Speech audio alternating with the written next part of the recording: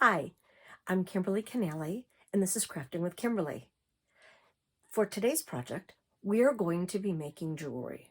Now, there are a ton of different jewelry styles and jewelry methods, and way too many to pack into one little video here.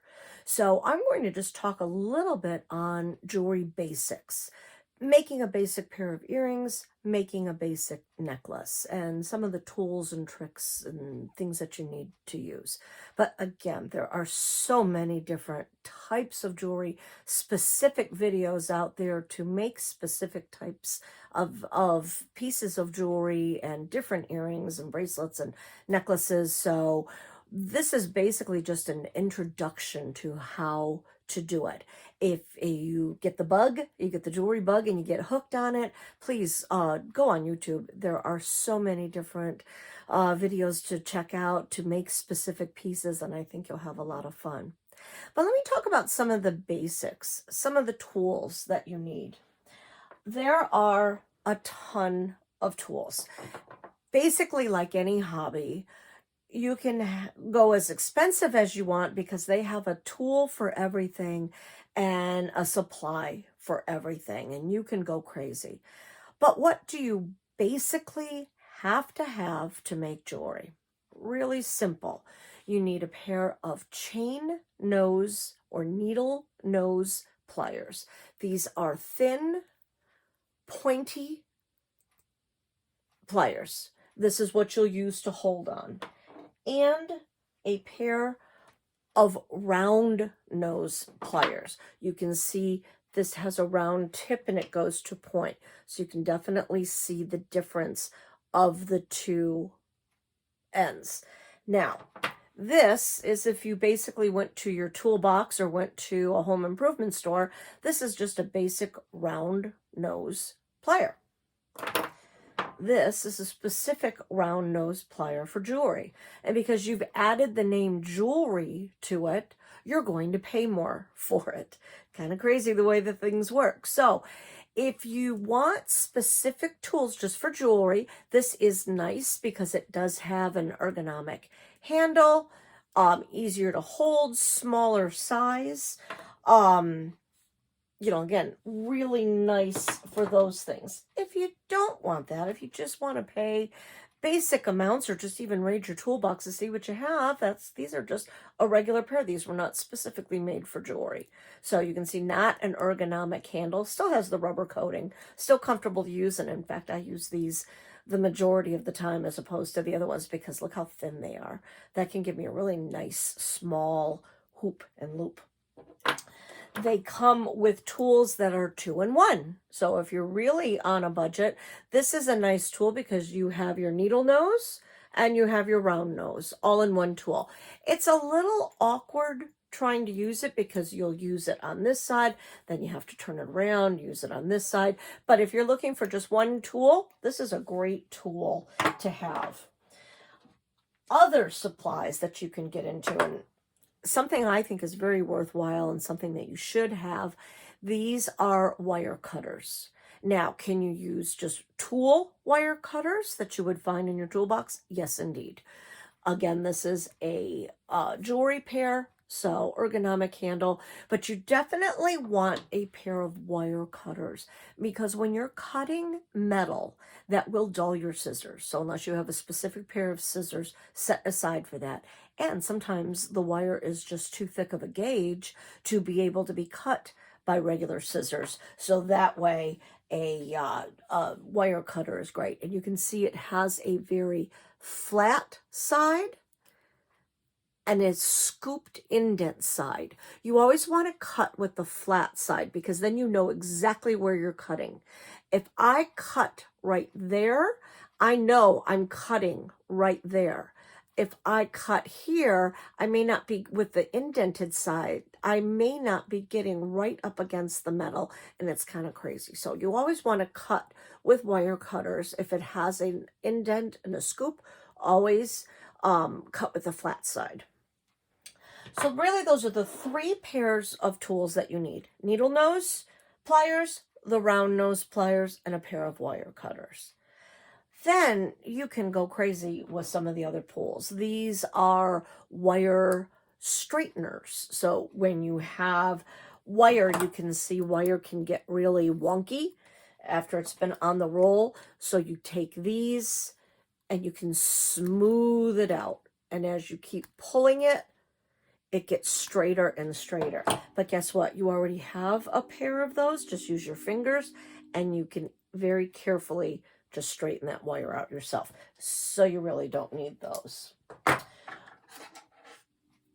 A file is nice, but you can even use an emery board. And in fact, I tend to go to an emery board a little bit more than I do with a specific metal jewelry file. This is called an awl, or it's also called a bead reamer. So when you're stringing beads, sometimes your bead is too large and you can get in there with the tip, and they come with many different sizes. Some are extremely thin and long. Again, I usually use this as an awl and meant for an awl, but you can use the very tip of it to try to weed out your hole. But they also sell specific longer tools to weed out your holes. When you're using crimp beads, which we'll get into a little bit later, they have a crimp bead tool in it. You can see that it has a scooped end and an even bigger scooped end. So kind of like an end like this, and then an end really like this. This helps close your crimp beads. This takes some skill to use, and I've been making jewelry since I was in high school, and we won't say how long that's been. I still really haven't mastered these, only because I don't have a tendency to go to these. When I close a crimp bead, I have a tendency to use just my needle nose pliers. I like that, and then I put a crimp bead cover over it. That's kind of my go-to. So if you were going to invest in a crimp bead closer tool, what I would do is practice. Just plan on wasting wire and wasting a package of crimp beads and just practice. Once you sit there and do it quite a bit, then you'll get to it. I just haven't done that. I tend to do that. I tend to go with those. Another nice thing to have is this is a hole maker. So if you're cutting up cans, soda pop, or any kind of metal can, metal containers, these are nice if you want to add a hole to that metal so you can make an earring. So then that kind of turns into the sky's the limit for what you want to use. I can also use this on paper, on cardboard, anything that really needs a hole. So that's a nice tool to have. But again, as I said, there's so many different tools that you can use and that you can go to. You'll find what's your favorite, and you'll find some of your go-tos.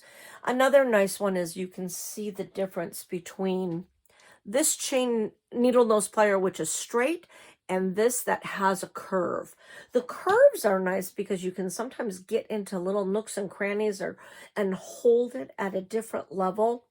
So those are kind of nice to have as well. I often go back and forth between the two of those. It's nice to have a container to put your beads in. So when you're making a necklace or a bracelet or a pair of earrings, you have to be able to have your beads out, and you don't want them flying all over the place. Easy, fast tool. Get a lid of a box. Those are great to put your beads into. If you are making a necklace or a bracelet, they actually sell these forms. It gives you sizes around, and you can lay your beads in with your clasp and your end piece, so you can see how big you want to go if you don't want to keep measuring.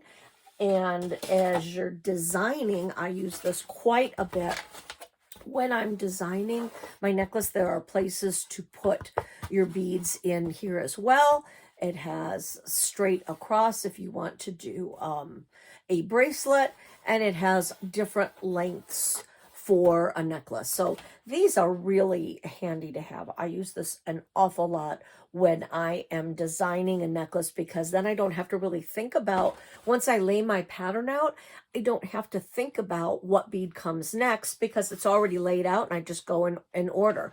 And sometimes if the beads have holes big enough, you can start your wire up here and then just go through all of your beads with your wire already on here, instead of picking them up individually. But these are a great tool to have. If you are going to be using wire, the thicker wire to make bracelets, sometimes you need it's called a dapping. You need a dapping block and a dapping hammer, or a regular hammer. I use my regular tool hammer almost all the time as opposed to this. This is rubber coated, so if you don't want marks on your wire as you're pounding it, this would be the type of hammer to use. I like the marks. It gives an extra added texture. So I have a tendency to use a small little hammer or one of my ball peen hammers. So, but this is a rubber block, and you can also get metal, but you would pound your wire on that. You also have to temper your wire. If you're using wire to make shapes, you have to temper it, lightly tap it. If not, your wire is going to go out of shape when you're talking about bracelets that need to move, or even sometimes with earrings with certain shapes, you want to temper it to keep that shape. So if you're pulling on it, it doesn't bend out. Believe it or not, just hammering it very lightly keeps that shape. So that's a nice tool to have. And again, extra things, this is a crimp bead cover closer. When you have a crimp bead and you want to put a round ball that's like a crimp bead cover on it, so it doesn't look like just a flat crimp and it's not sharp, they have crimp bead covers. Do you need this? No, you can still use your needle nose pliers, but it's a nice tool. And they also have one-step loopers that you can make. So if you're making your head pin, instead of using a loop and the needle nose plier and the round nose plier, you can just use this tool, one-stop shopping. Again, you can get really expensive or just use your basic tools. I happened to work for Michaels for 13 years and had a discount, which was absolutely wonderful. So that's why I have all the fun tools. I have a little bit of everything because they had great coupons and I got a discount. So I bought a lot of stuff. I don't think I ever had a paycheck when I worked there. But again, go inexpensive or as expensive as you like. Now let's talk wire. What do we need when we're making jewelry? If you're going to be making like a basic necklace, you can see it has a nice drape, a nice flow to it. So if you're making a basic necklace, you need what's called bead stringing wire. This comes in a ton of different colors, shapes, styles, sizes. This is called flexible 7-strand beading wire. This is kind of your basic, almost go-to wire for your basic beads. Not heavy beads, but your basic beads. And what 7-strand means is they have taken 7 pieces of wire and intertwine them all together, kind of like when you're making yarn, you're pulling your wool and you're stranding that. Same thing with the wire. So this has, in this tiny little piece of wire here, that has 7 strands of wire going around it. So that gives its weight, its heaviness, and how much it can support. So when you're using tiny, lightweight little beads like this, 7-strand is great. When you have thicker, heavier beads like my necklace, this is a little on the heavy side, you run the risk of having your necklace break because it doesn't have the strength to hold your beads. So you might want to go to your next go-to is a good one, is a 49-strand.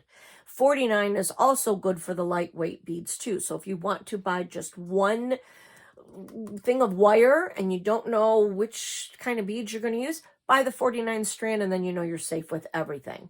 If you know you're going to just use the lightweight beads, do the 7-strand, or buy a package of both. They're really not that expensive, especially if you can go to one of the big box craft stores with a coupon. Really not that expensive. But you want a beading wire, and on your label, it will tell you the thickness, what type of color it is, how much length there is, and usually on these it will tell you what size crimp bead that you need. Sometimes it has it on there, sometimes it doesn't. But those are your basic ideas. I tend to use a lot of silver for some reason. I don't know why, but I do a lot of silver in my jewelry. But there's silver, there's gold, there's copper, there's platinum, so many different colors. Now, when we're talking, that's just specific bead stringing wire like this. You can also get very fancy with some of your jewelry and do decorative wire wrapping. I like to wire wrap. So you can see I've just kind of taken some of these agate stones, wrapped on them, and then strung them together. Also, in regards to bracelets, this is more of a decorative wire that I've gone through. And this is a perfect example. This was my very first wire bracelet that I've ever made, and this is pretty old. It really does hold up really well. But see how wonky it is? I didn't use a thick enough wire, and I didn't pound the wire because that was when I was first learning. So you can see how it's really not in the same shape that it should be, but I don't mind it because it's one of my favorites because it's what I made first. But I have used wire to put these beads on and to do the decorative forms. You can also get really fancy. They sell wire jigs. So I used a wire jig so you can get each shape exactly the same. This way, all of your pieces are the same and it comes out, and that makes a really pretty bracelet.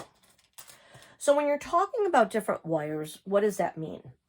The confusing thing is the smaller the gauge of wire, the larger the wire is. So a very small number is a very large piece of wire. A very large number is a very small piece of wire. This is 32 gauge. Look how thin that is.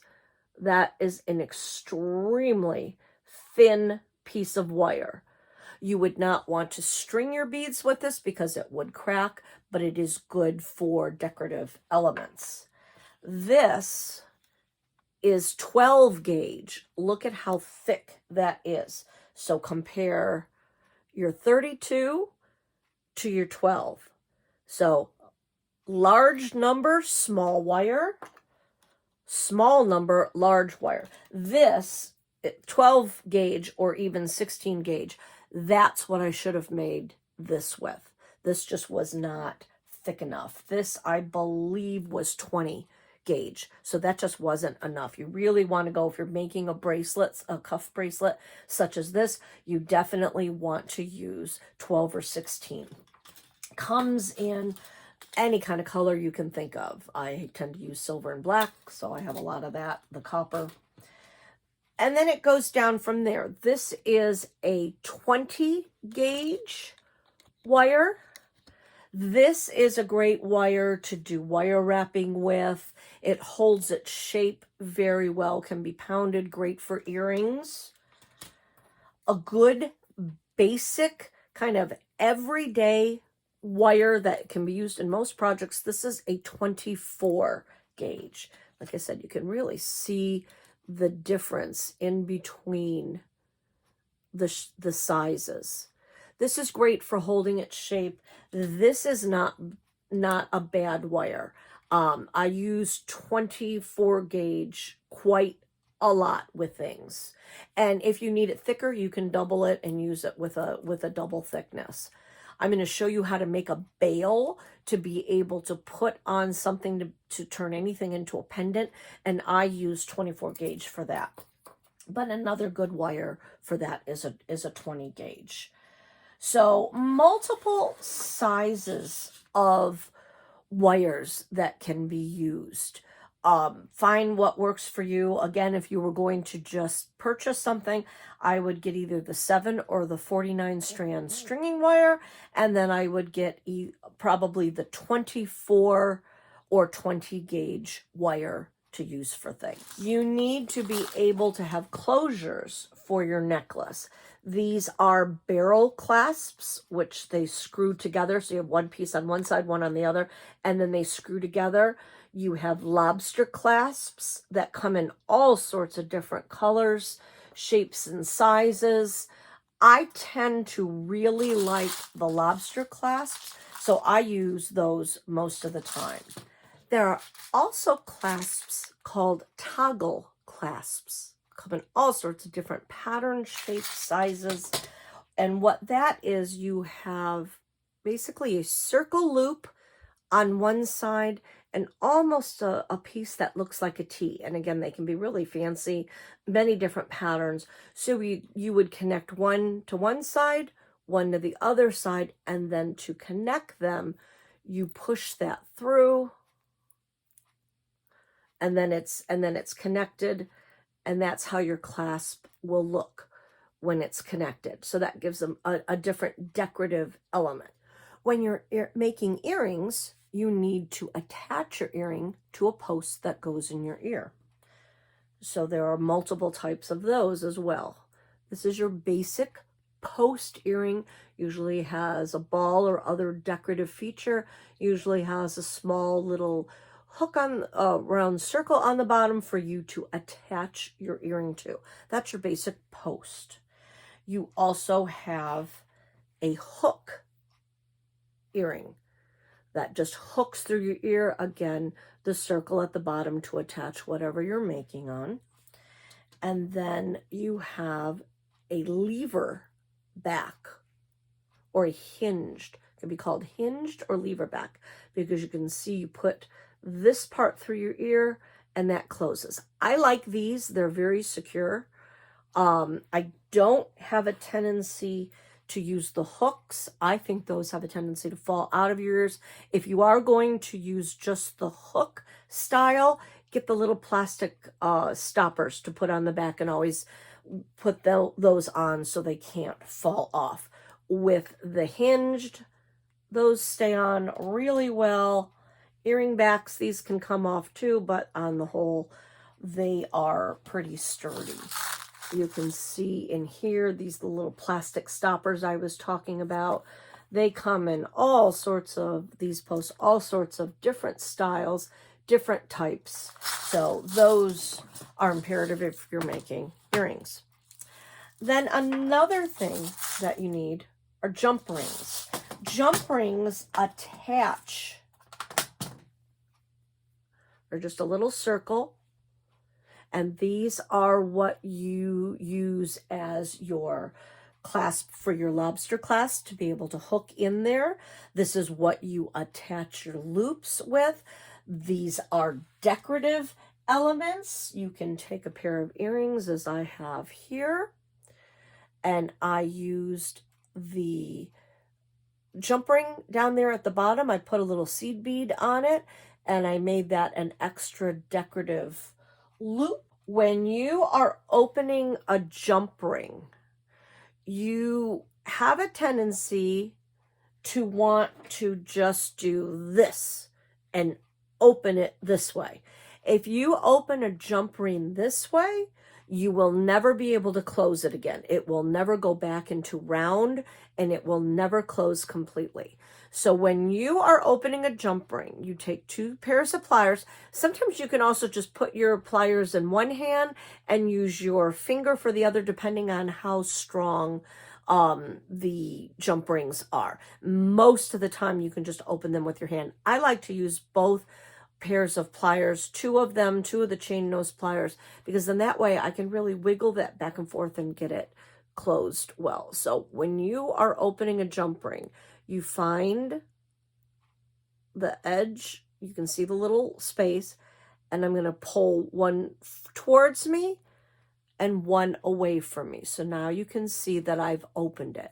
Now I can put whatever I have to put on, whether it be my necklace, whether it be an earring hoop, whether it be a bead, whatever I want to do, I can put that on there. When I am going to close it, I bring them back the same way. What you would do is wiggle back and forth, back and forth. Once you have that completely closed, I usually then take it, squeeze it a little bit, and now you can see that that is closed back up.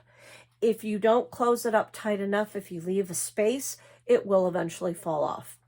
So your stringing wire, remember, is very thin. If I don't have that closed up tight, that's going to be able to come right off. You don't have to worry so much when you have a bigger post hole, but you want to always practice closing your jump rings tightly and well. And again, remember, never this way, always this way, whichever. You can either bring it towards you or bring it away from you, whatever's easier for you. And then when you go to close it, wiggle, wiggle, wiggle. You're pushing in as you're wiggling, so you're kind of doing this motion to get it to close. You just make sure it's closed, and then again, tighten it back up to make sure it's lying flat. Jump rings come in all sorts of tons and tons of styles and sizes. You can see really tiny jump rings, really big, bigger jump rings. These are super tiny. They all have their purposes. They all have their uses. Sometimes you can buy just a package that have multiple sizes of your jump rings in there. That's a great way to get started. Buy one of those, because then you have a little bit size of everything. Because if you have an earring, if you don't want your focal circle to be that large, well, then you don't want a big jump ring. You want just a tiny one. Sometimes you want the focus to be large. With this particular earring, I have a jump ring as a design element, so that I wanted it bigger. You can use them as a design element or just as a clasp. As you can see with the necklace, you can either just use the wire as a closure, or you take a jump ring, and then that's what you're putting, that's how you're connecting your lobster clasp to the jump ring. So many, many, many, many different styles of jewelry. You can see this one has a lot of danglies and hangy posts, and I used the smaller jump rings to attach my beads. And again, it can also be a design element in your thing. So jump rings are very important. You also need what is called crimp beads. These crimp beads are tiny, tiny little beads, and you can see they come in all colors, also many different shapes, sizes, shapes. They can come as a crimp tube or a crimp bead. I have a tendency to really like the crimp beads. On the back here, you can see this one is a crimp tube, and it's a little tube. So it's the same idea, and what we'll be using those for is connecting your wire. You have to be able to string your beads, close your wire off somehow, and that's how we're going to do it, by using the crimp beads. And then again, as I said before, you could get fancy, and they have crimp covers. You can see this one sitting right here. It looks like a C. So once you have your crimp bead closed, you put this over your crimp bead, squeeze it down, and then it turns it into a little bead. So it won't scratch on your neck, and it's just a decorative cover. Do you have to use those? No, you do not, but they are nice. So those are all the basic tools. And again, I can go on and tell you so many other different types of tools and findings and all other things there are, but let's just worry about the basics. I'm going to turn the camera around. Let's go close to the table so you can see how we're going to make some of the basic jewelry. Let's start with a pair of earrings. So when you are making earrings, you also need what is called a head pin. A head pin can either be just a flat backed, so you can see that just has a little flat shape on the bottom to stop your beads.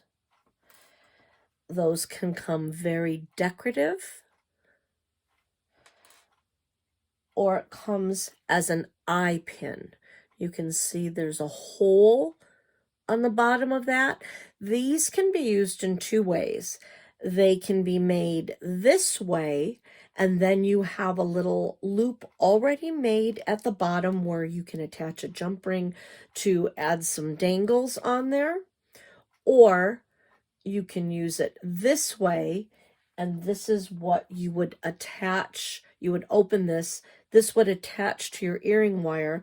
You would put your beads on, and then you would do a decorative closing at the bottom. I tend to use these that way and then close them up. So let's do a basic pair of earrings. This is going to be my final product. We're going to make a pair of earrings that look like this. One thing to note when you are making earrings is that as you're putting them on, you can't let your beads fall off. This has a very, I don't know if I can get close enough. You can see that has a very, very tiny bottom. So if I go to put, say, a big bead such as this, it's staying on this one, but it's going deep into it, and it may eventually pull out. So I don't want to lose my beads. Sometimes you can just pull the beads right through. So a good rule of thumb is try your beads, see how it fits. If it doesn't fit, then what you want to do is you want to use a smaller bead. So I'm going to start by stringing a small little bead. It makes a nice decorative element. Then when I go to put my larger bead on, it's not going to go anywhere. That's definitely connected. It's going to stay. And then for my own design choice, I decided to do 3. Odd numbers are really great when you're putting beads together. They just have a tendency to look really good when you have 3s. So that's all I want on my earring. I just want to do 3 beads just like that. So now that I have them on there, I'm making sure all my beads are pushed all the way down to the bottom. I am going to take my needle nose pliers. I'm going to come up about, I'm not going to go right up against the bead. I'm going to go up a little bit. So about that much, as you can see, about that much. So I'm going to take it, I'm going to bend it completely to a 90-degree angle. So you can see now my beads go up and I have a 90-degree angle. I'm going to be using my round nose pliers because I now want to make a loop like I had on that one. I need to make this loop. If I made a loop and just went all the way around from here, that's pretty long. You know, head pins come at a basic length size. How large are they? They do sell different sizes, but they're usually about 2 inches. But you don't need that full 2 inch. You're going to have to cut it a little bit. So I want just enough where I'm going to have room to be able to take this will be the tip, but I'm going to cut it. So I want to be able to take the tip of that, roll it back on itself. So I'm going to kind of guesstimate how much I need. So if I take my pliers, I can look at it and say, all right, I want it to go all around that loop. So maybe go the width of 1, maybe go the width of 2. So that's 2 times the length of that. I'm going to take my wire cutters, put it right up against it. I like to hold both pieces. This will go flying. We don't want it to fly. I was holding it so it wouldn't go flying. Because the nice thing now, if I try, basically with earrings, you always want them to be equal. So if I try to figure out, oh, I got to cut this. If I try to do my right angle and try to guess it, I can't really line them up because the beads are pretty thick. So what's the easier way to do it? I am now going to take this piece of wire. I'm going to go up against this one, and I know I need to cut it right there. So now I can cut that. Always kind of cut down. So now I know, now my earrings are the same. They're the same size. So now I'm going to take my pliers. You can see, because the pliers here have various widths, really, really, really tiny, continuing all up to thick. So whatever thickness you want your loop to be, that's where you want to put your wire. So I want to go on the thicker side. So I'm going to kind of bring it up here. Sometimes when you're making a lot of them and you really want to have them all be the same, you can take a Sharpie and you can draw a line right there. And then if you use rubbing alcohol, you can take the line away when you want to use it for something else. But I'm going to put it right in between my round nose. And I'm now, my wire is facing away from me. I've got it right in the middle. Now I'm going to roll it towards me. I'm going to hold the bottom here, and I'm going to just roll as far as I can. I'm going to take it out. I like to have a line that goes up, over, and then around. So I'm going to bend this back a little bit more. Now I can just put this right to the edge, and I can come down. I'm not going to go all the way down yet because I need to attach it to my chosen earring back. Some earring backs, like this post, you can't open that. That is a closed loop. So whenever you're making something, you have to keep it open so you can put it on. With the lever back earrings, you can see this hoop has an opening right up at the top. I can gently go that way, and then if I did close my hoop all the way, I could put it on this and then close that up. So it depends on what you're putting it on. I want to put it on this one, which I cannot open, so I need to leave that a little open. I'm going to take it, I'm going to put it on there, let it fall down. Now I can take my round nose pliers and close that up. And I want to make sure that it's nice and tight and closed. So now you can see that's attached and that's closed.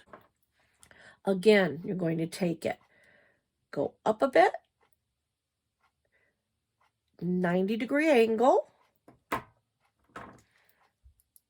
take your round nose. I went about the middle, so I'm going to go right about the middle, bring it up towards me, as far as I can go. Again, I like to bend it back a little bit more. I am going to get my earring back, put it on, take my pliers again, go right to the edge, and I'm going to bring that down. And I want to make sure, see, like right like that, that's not closed. This is going to slip right off. When you're doing it, you have to make sure that it's straight, that it's closed.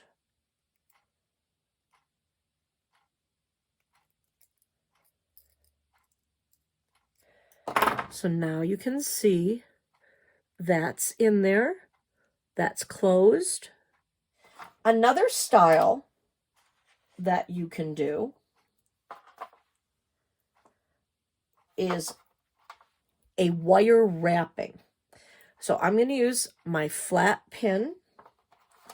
I'm going to attach my beads. I've already pre-designed these, so I'm going to put my, basically I call it a stopper bead. I like these, so I'm going to put that there. This is a good example. If I didn't use that stopper bead, that's going to come right off. So you can see I couldn't use this because that's going to fall right off. So that's why I have to have a stopper bead. Stringing that on, I am stringing that.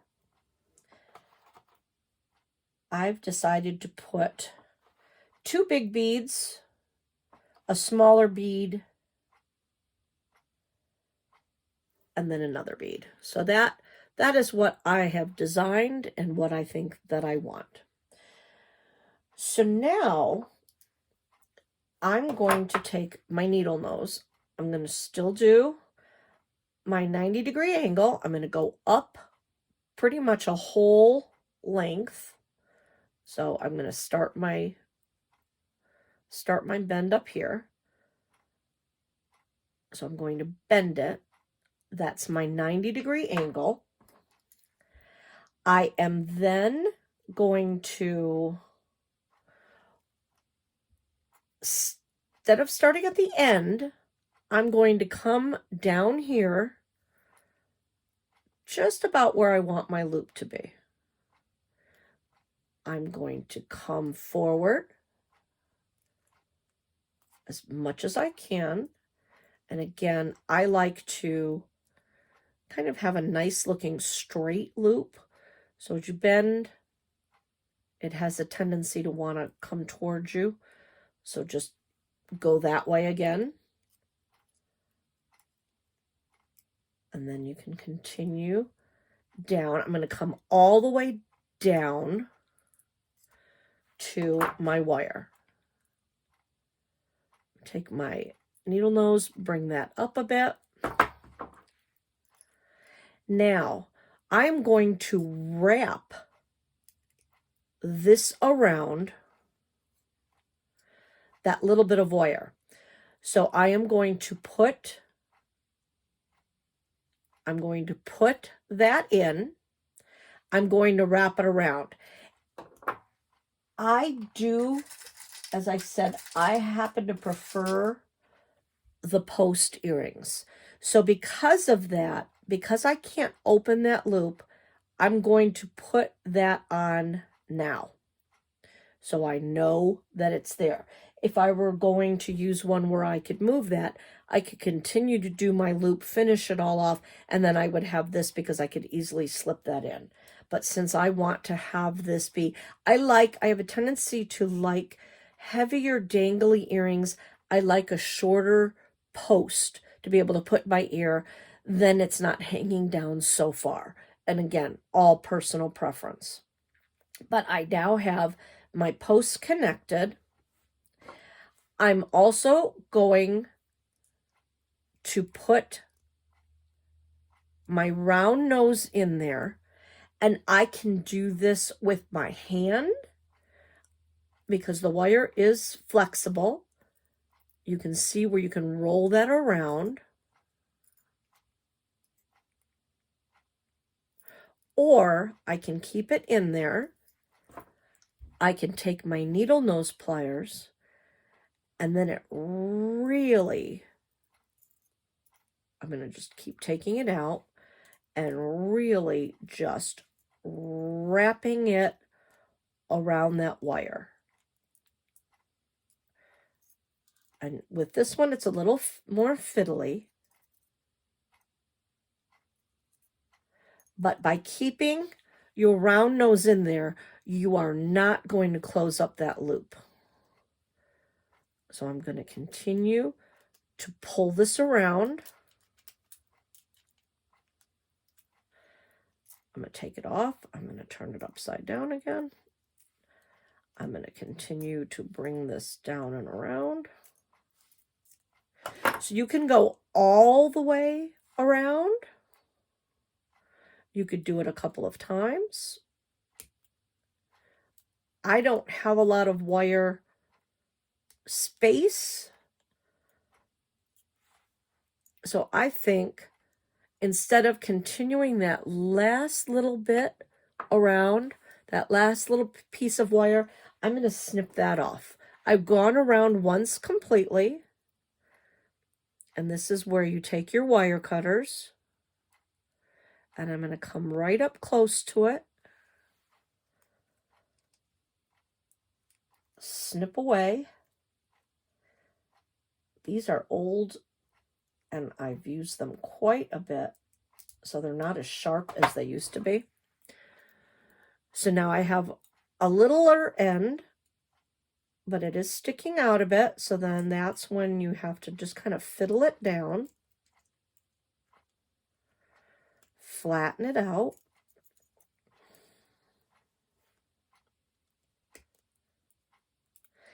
It's not as awkward. Normally I have a big magnifying glass that I'm looking in and having this up close.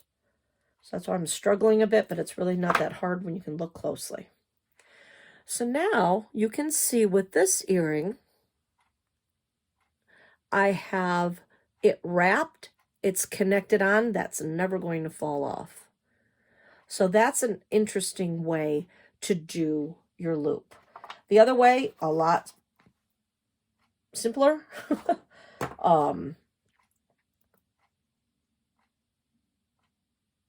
But fun. So again, bringing it up a bit, 90-degree angle. I'm going to take I was using these, so I'll keep the same size. Bring it to the loop that I want. Bring it up. You can even just use it with your fingers. Bring it down. I'm going to bend it a bit to keep that loop shape. Bring it down and around. So now you can see I have my loop. I'm going to keep that in my pliers. I'm going to take my chain nose and bring these around. I'm bringing it around the wire, turning it as I go so I have easier access to it.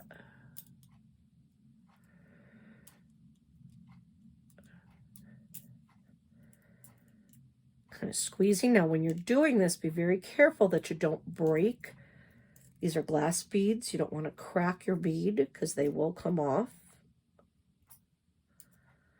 So again, a little fiddly. Bringing it around. Now I am going to snip that little edge right there.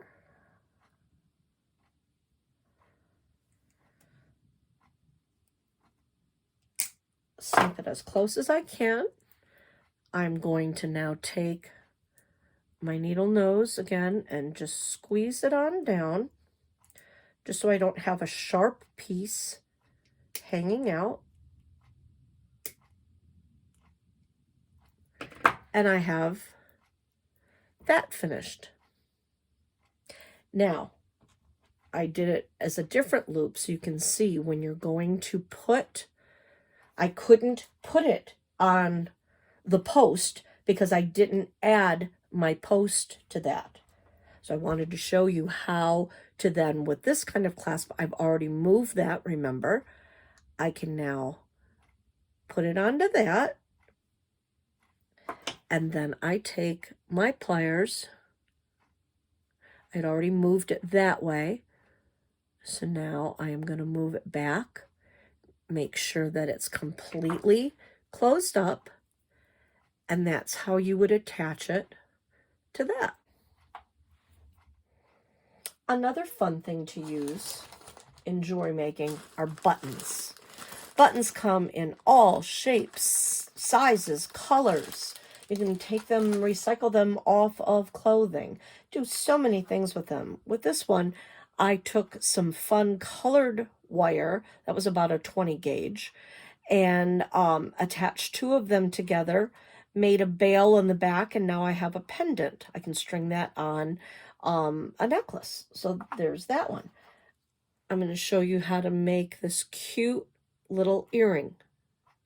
I've just used a jump ring and then an earring, the fisheye earring back to attach that. So I'm taking a large jump ring. You can even just hold it with one hand and open it that way. Again, remember, always open this way, not this way. I'm going to take my small glass bead, attach it on there. I'm going to go through one of the holes of the button. I have both of those on there. I'm going to take my pliers. Now again, for closing, I always like to use 2 pairs of pliers. I'm going to hold the end and the end, push and wiggle back and forth. Make sure that's closed, make sure it's tight. Squeeze it, and then now you can see that's tight on there. So that's the first step. So now I have a cute little dangle. So now for this part, I'm going to take the one that has a hook. If you don't have that, you can use the other one and turn it into a hook. But I have it, so I'm going to use it. I'm going to put it coming in through the back. I'm just going to kind of guesstimate where I want that. I want to leave, you can see with this one, because I wrapped it. So I want to leave a little space so I can wrap my wire around it. So I'm going through, whoops, I'm going through the top hole.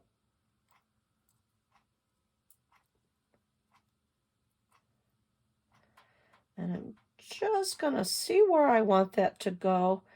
I'm going to fold that up. So I just pushed it up, basically made my 90-degree angle. You can see a 90-degree angle right there. And I just pushed it up with my fingers. These are really flexible enough where you can just use your fingers. I'm going to bring this up. This particular head pin, they're very, as you can see, it's very flexible. I can literally just take it with my fingers, bring it down and around, and spin it right around. Some head pins are thicker, tougher, so you have to use your needle nose pliers to spin around. So it depends on the material that you have. I was able to spin that all the way around, so now I'm just going to close it because I don't want a sharp edge. So I'm just taking my needle nose pliers, just kind of pushing that little part down so it is not sharp. As you can see, I've spun and run. If for some reason this head pin was a stronger, thicker type, again, the best way to do it, put it on your round nose, take your needle nose and spin it around, cutting if you need to. So I'm going to take my lever back earring. I am going to gently open it away from me. Attach that, making sure that's the front. You can see there's a smooth side. There was an indented side. I like the indented side, so I'm going to make sure that's the front. I'm going to carefully bring that back. Make sure it's closed and touching. And how easy is that? A nice little pair of earrings. Same thing if I wanted to do that on my chain. I would do the same step. I could either have closed that all the way, like that, taken a small jump ring, open that up and attached it. I could open up the loop. I would prefer not to open the loops of the chains because then you never know if you really get it closed enough. This way, you know those are all closed. So personally, I would take a nut. If I close this up all the way, I would put a small little jump ring and attach it that way. And then you could have a whole chain of them.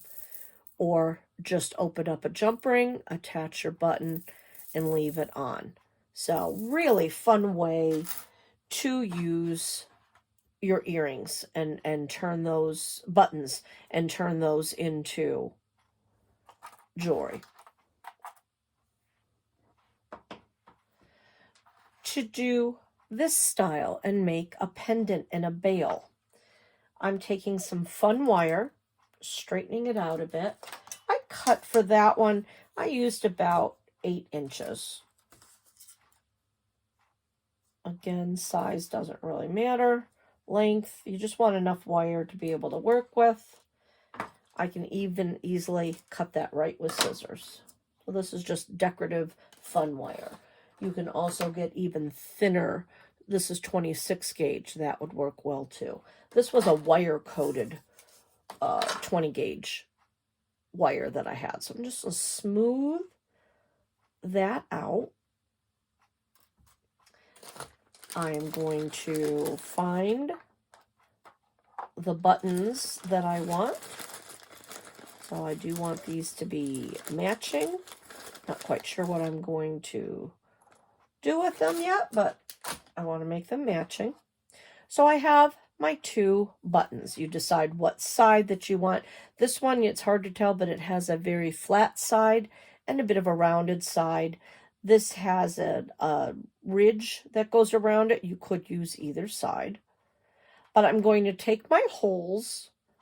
You can see that they'll line up nicely. Take your wire. Go through one hole from the front. Go through another hole front to back. I'm going to go about halfway.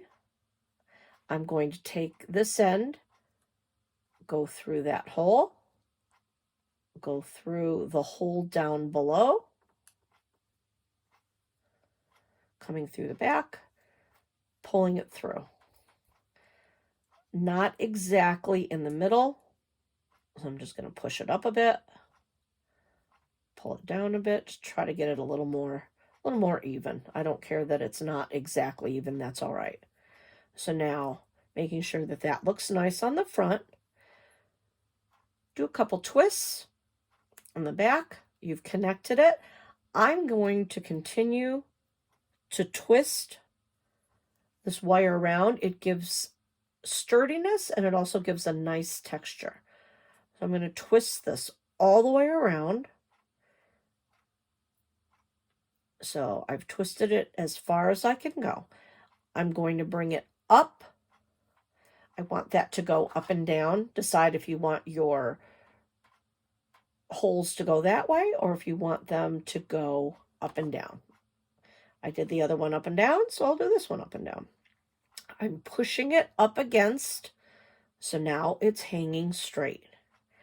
I'm just going to do a loop, trying to get them about the same size. I'm going to do a loop. bring it together, twist it around. I'm going to twist it around about twice. And you can see what I've done here is I just brought it down. Just for a little bit of decoration, I've taken my round nose, started to do a swirly. I like swirlies. I do those on almost everything. Just kind of continue to swirl it around and push it into shape. So now I have two little buttons. I can use this as a necklace. I can feed my necklace through. I can even turn it this way if I want my chain to go that way. I could even take, you can see what it would look like.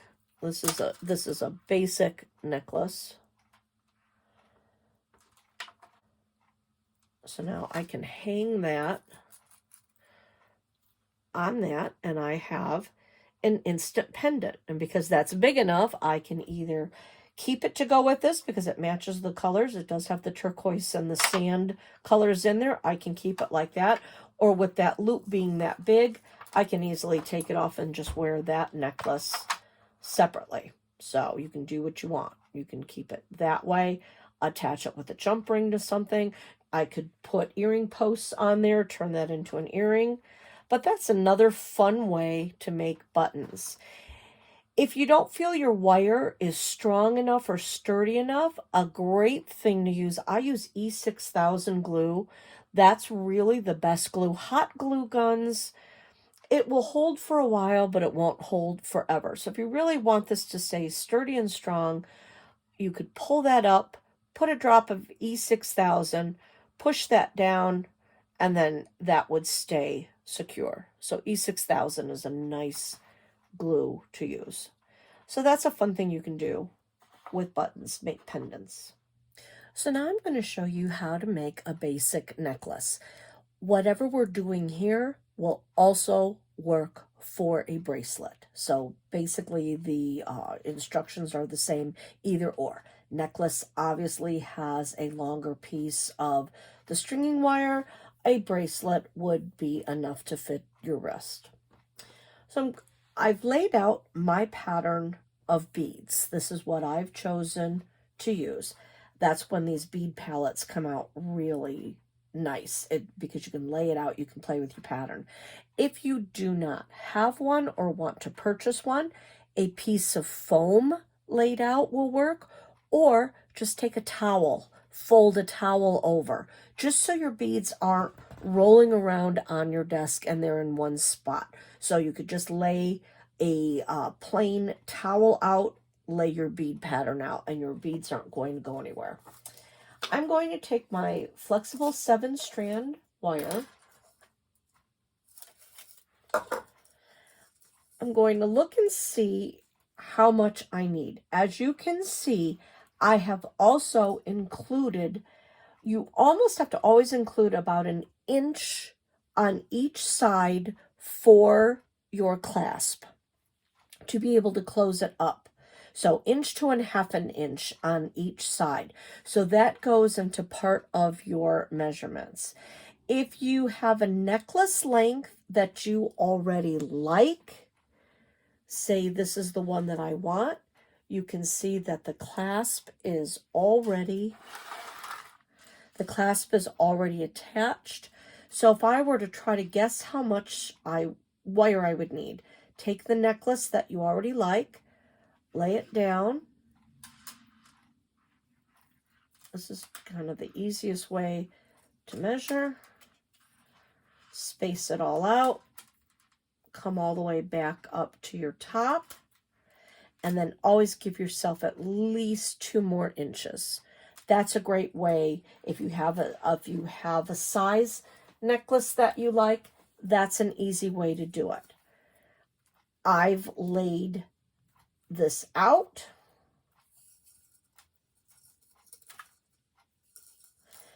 And you can see, to be safe, with this wire, because of the way it was connected into the container.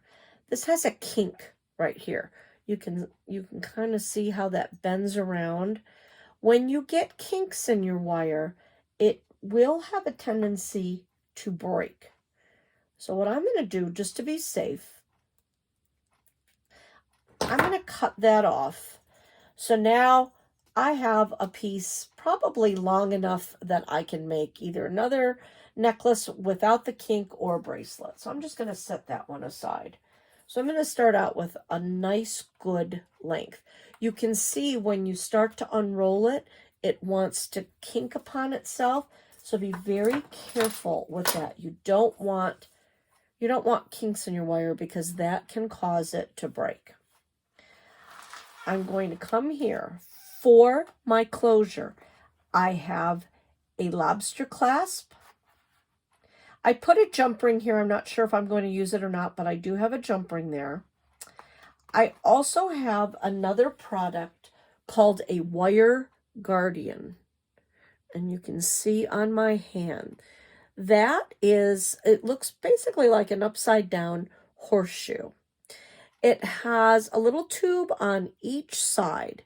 What that does is you put that through your wire. You go up through, down, and then down through it. And what that does is the wire will then, and the clasp will rub against this wire guardian as opposed to the wire that you're stringing with, keeping it a little bit stronger. Because if something rubs up against this wire for a long period of time, it can eventually break.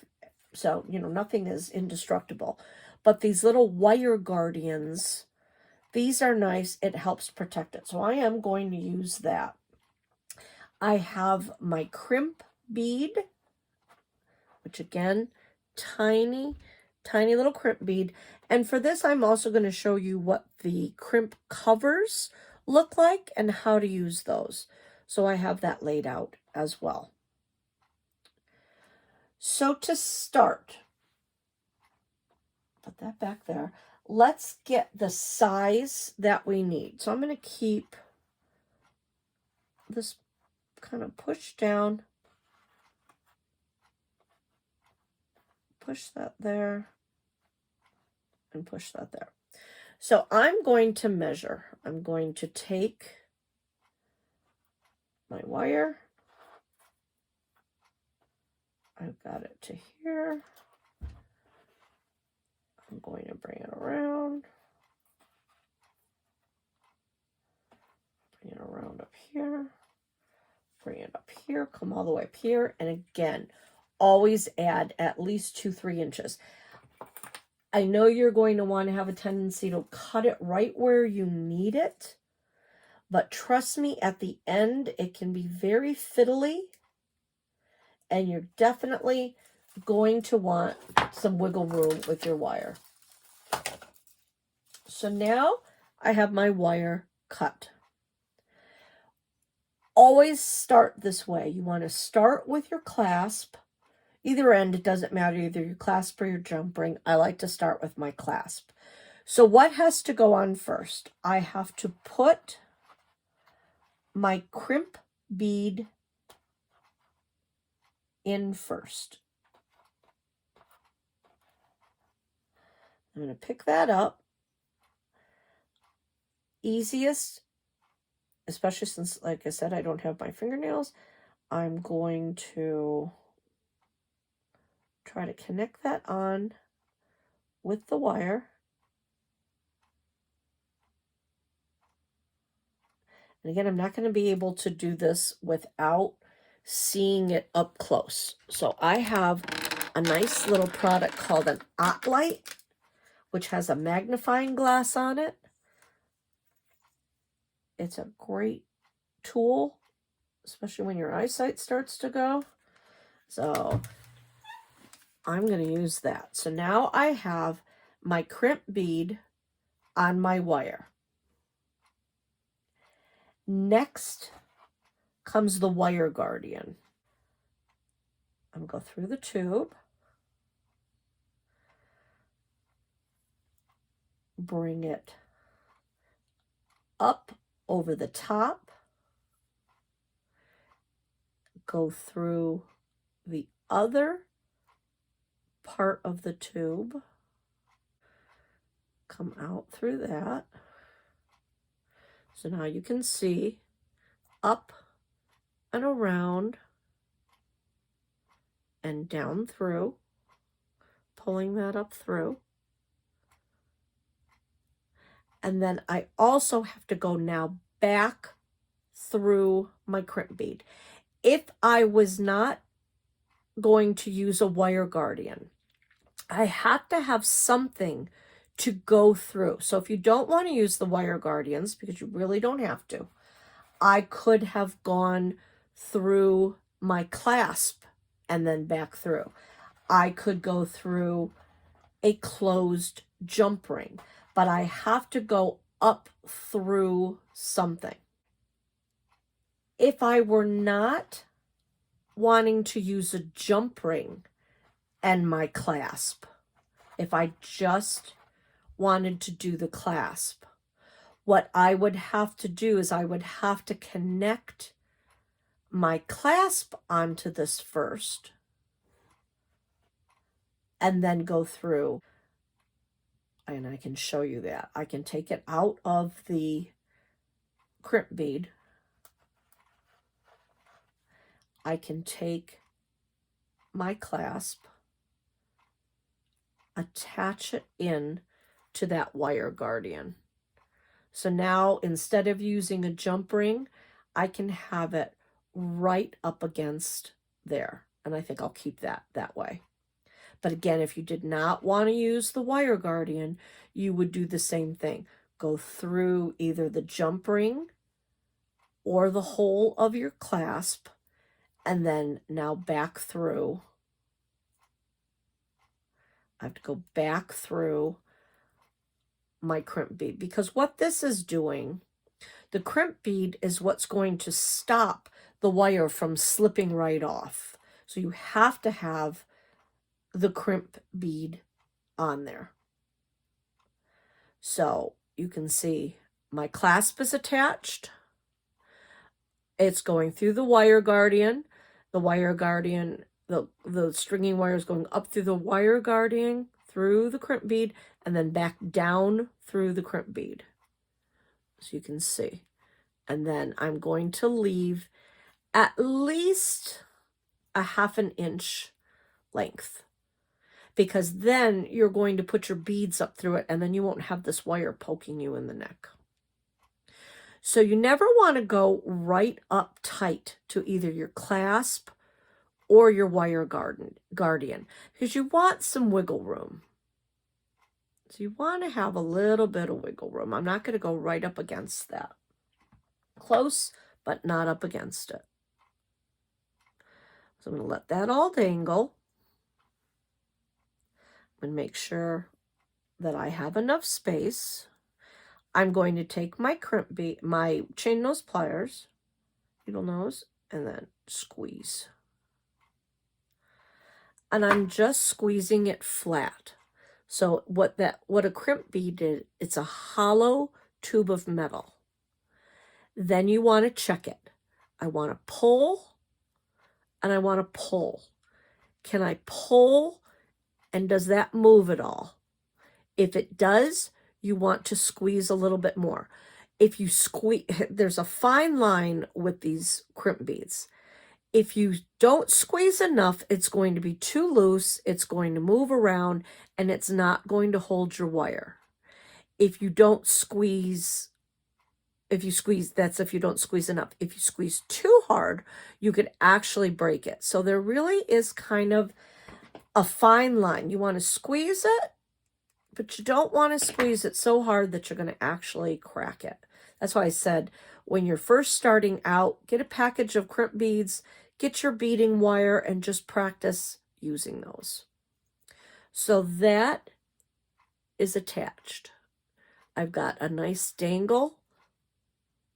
It's not up too tight. You can see it kind of is a little rough. It can bother you. Again, if you're using the crimping tools, especially for the crimping tubes, you crimp it once, you turn it around, you crimp it again, and it makes a rollover bead. I just do not do those well, so I'm not even going to show you. I just do it this way. I am then going to take my crimp bead cover. I'm going to set it inside. I need to bring this back over so I can see what I'm doing again. I'm going to put it through. Basically, you're nestling it. This is a hollow bead as well. Now, that is in there. I'm going to show it to the camera. You can see that's in there. I'm now going to take my needle nose pliers and I'm just going to squeeze. And I'm closing it up gently around. I do need to do this up close and personal here so I can see what I'm doing. I have squeezed this tight, and you can see now it looks like a ball. So it hides your crimp and it makes it comfortable. Another really nice tool, as I said, are these. If you're going to do this a lot, the crimp bead covers, because with this, you can take this tool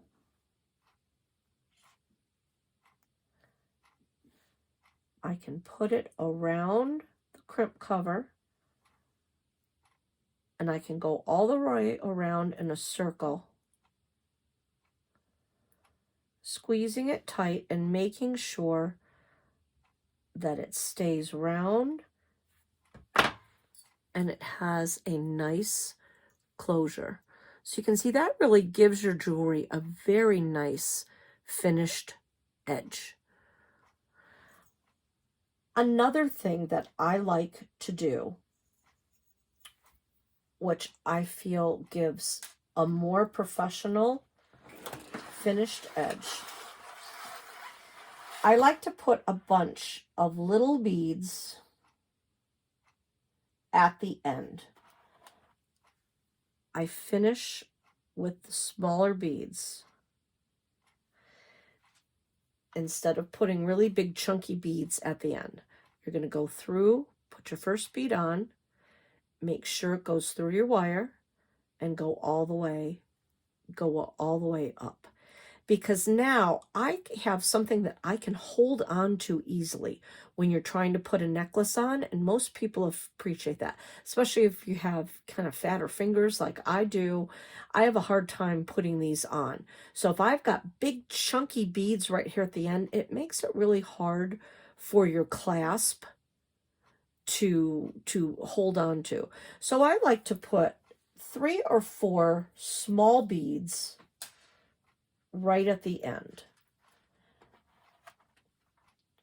So now what you're going to do is whatever pattern you've decided, I'm going to just take the time to put all of these smaller beads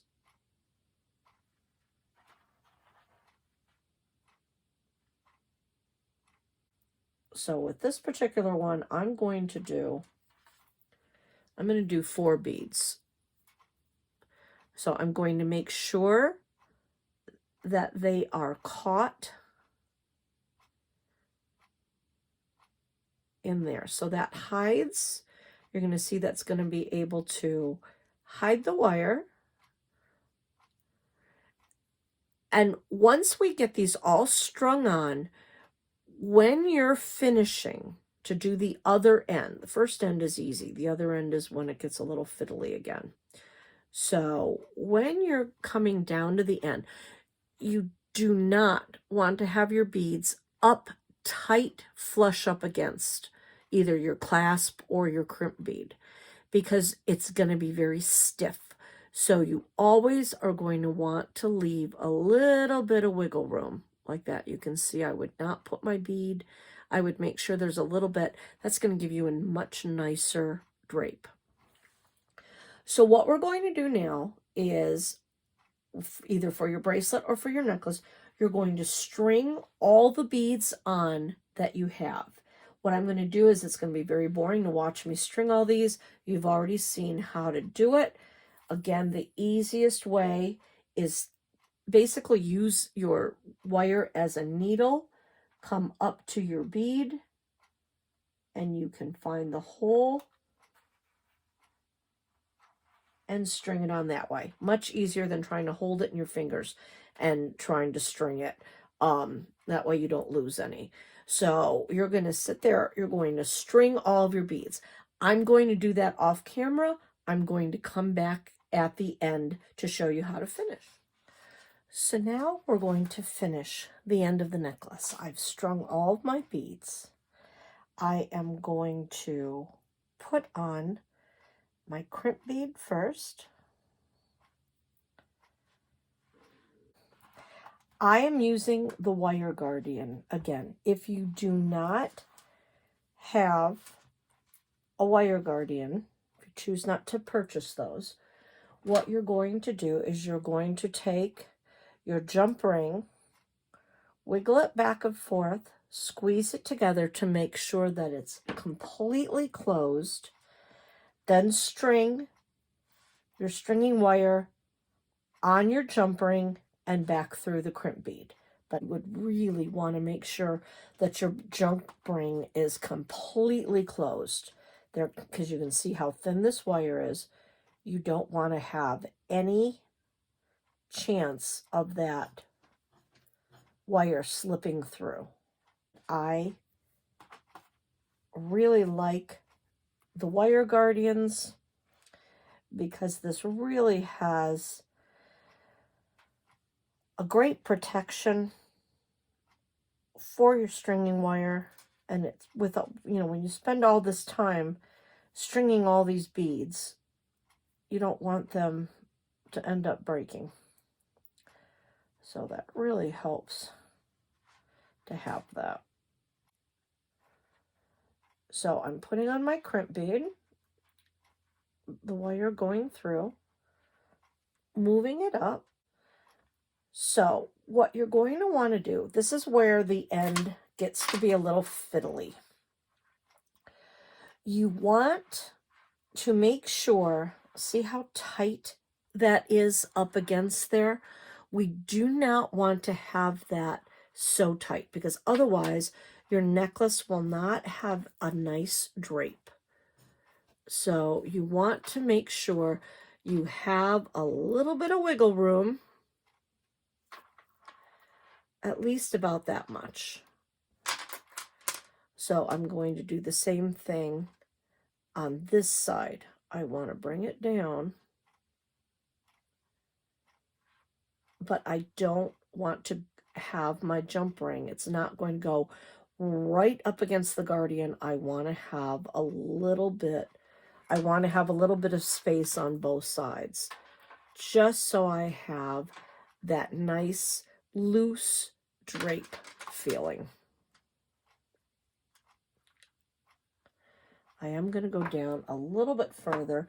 This is when your tools come in handy. Move that on down, but then ensure that I'm not going to go too close. Make sure I have space on that side. I'm going to move it right in between.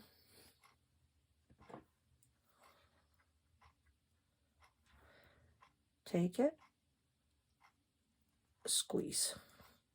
Giving a good pressure, but not enough where I'm going to crack it. Now I can pull. I can move this. I can see that I can't move it. I'm kind of moving, picking against it a little bit. So you can see that that is not moving anywhere. What I want to do is I want to take this end, and because I've given myself some wiggle room, I've got room to move. I want to go through these final 5 beads. I want to go back through them just to hide that wire inside.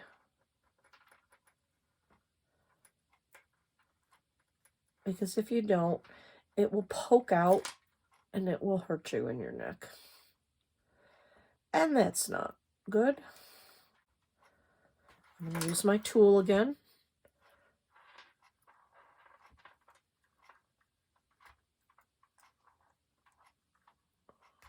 So now I've gone through those beads. I can push them up. I can cut pretty close to that other bead.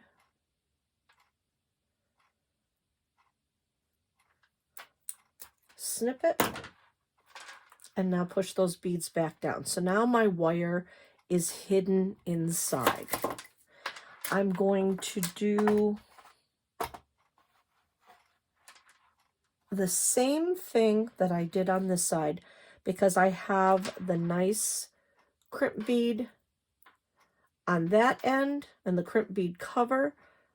I want to do a crimp bead cover on there as well. So I am going to grab myself a crimp bead cover. So again, to do your crimp bead cover, you're going to set it inside. I'm going to take my needle nose pliers, squeeze it down and around, and you slowly work it down, squeeze it together, kind of round it out. And there you can see it just has a really nice finish. I am going to take my jump ring. I could connect my clasp right onto the wire guardian and not even have to have a jump ring. That's a nice feature with the wire guardians, but I'm just going to make this a little bit longer. I'm going to open my jump ring, put that through,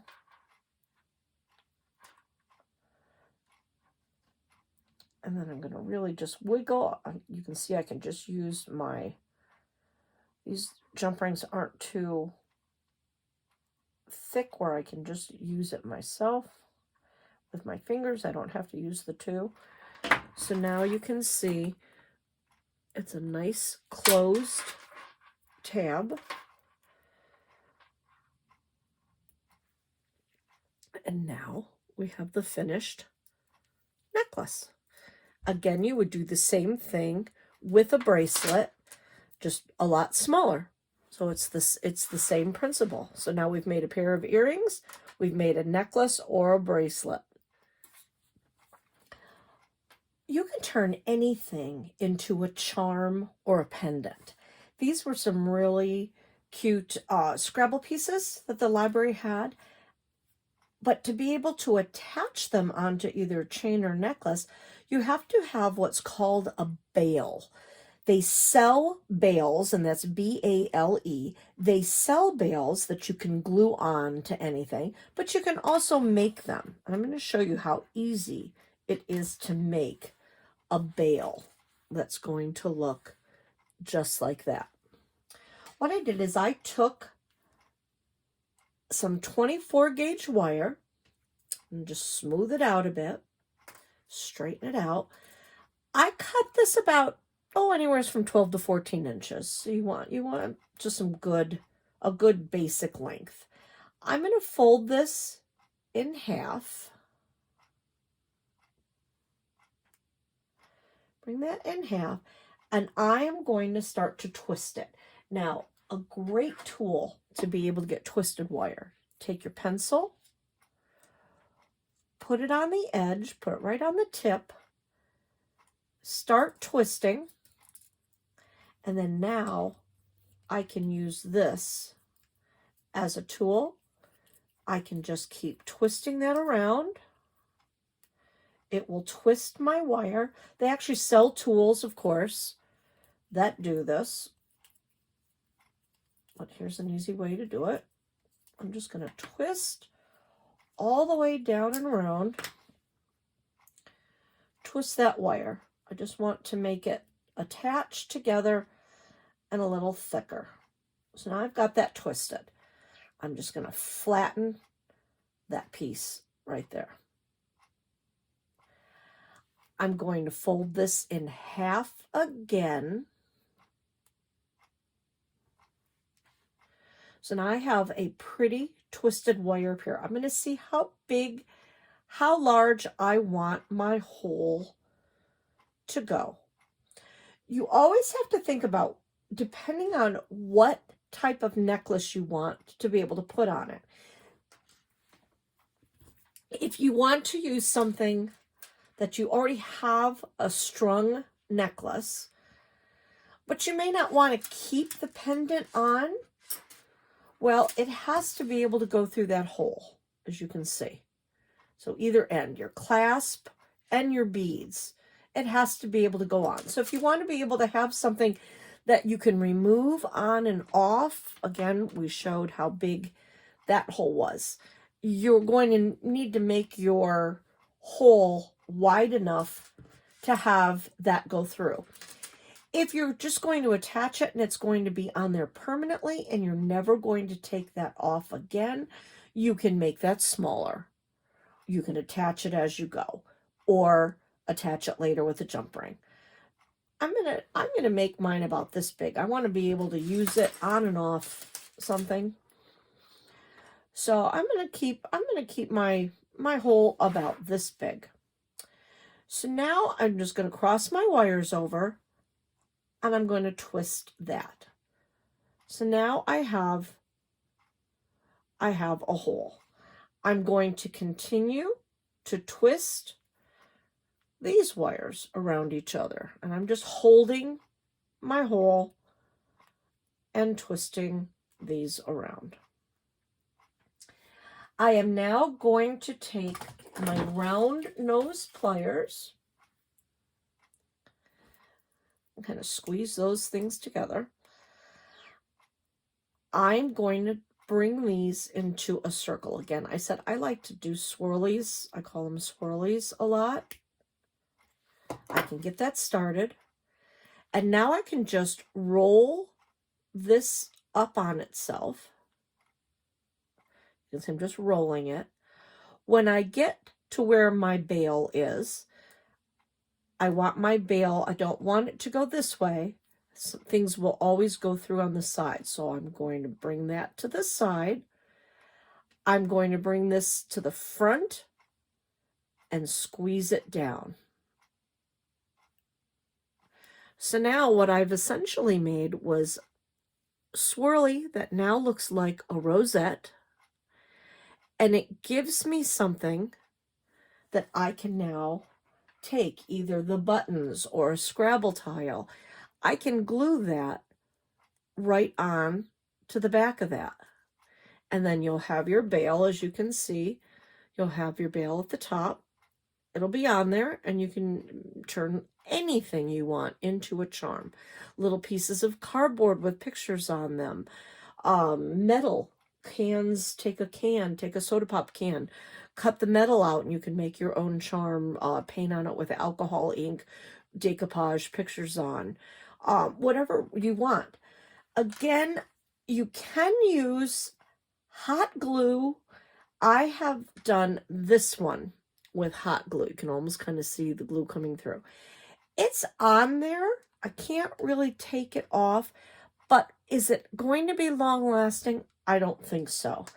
This is really on there, really tight. Again, I like to use E6000.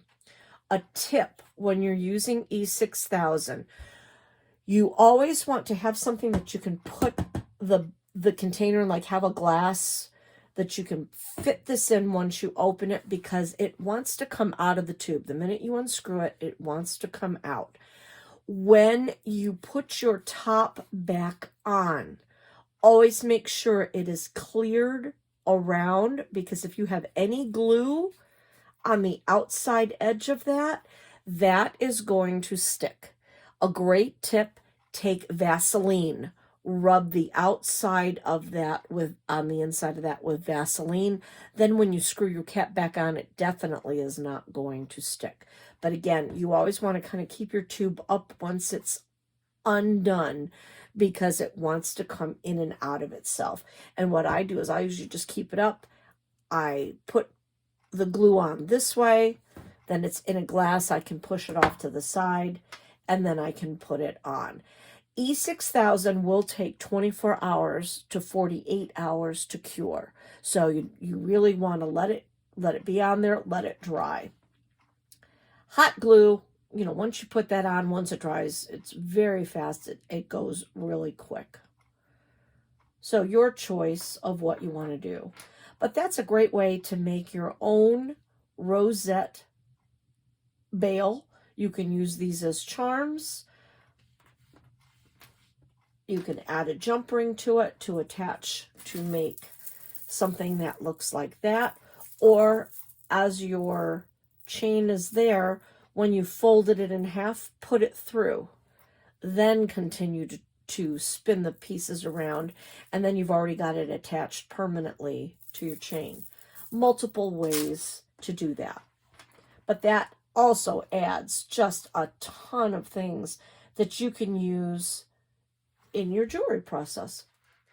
One other example I wanted to show you if you did not want to worry about using a clasp. This is called a lariat necklace. So this has no clasp, and what you do is you string all your beads, put them all on, and then you can see what I did is I started to string. I had a pattern, so I went through the same number of beads for each one. But as I got around and coming down this way, instead of just going straight, what I did is I took this part of the stringing wire, I fed it through a bead that was already here, depending on the length of where I wanted it to go. I fed it through there. I finished. I kept continuing to bead. With this, I did I did the wire guardian and a crimp bead and put that through. And then I added tassels. So the nice thing with this kind of necklace, this just goes over your head. So the only thing you have to think about is how large is my head that I can go over, and where do I want my bead to fall before I connect it together. So you could have done a different bead, put a bigger bead in the middle if you didn't want to go through the same thing. I just wanted it to look like one continuous. So again, style. I actually made these tassels, and what I did with that is you take a whole bunch of pieces of chain, cut them. This, I think I had 6 or 7 pieces. String them, I'll use a paper clip as a demonstration for now. String them on your head pin. Fold your head pin over. These are called cone caps. You would then put it through and do your loop. So you could go halfway.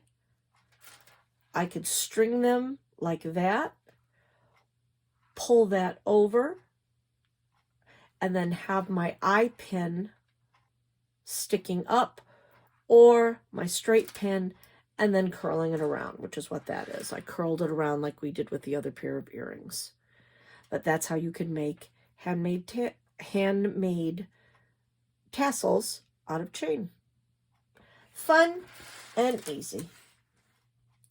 So those are the basics to making jewelry. You can see how easy it is. You can get very complicated and make very intricate things, or you can just do the basics. The nice thing about making your own jewelry is you always have an accessory that completely matches your outfit. There are so many different types of beads out there, so many things that you can use as jewelry, the buttons, the Scrabble pieces, little tiny toys, anything that you really want to do, you can easily make your own. So I hope you had fun. Again, this is Kimberly Canale, Crafting with Kimberly. See you next time.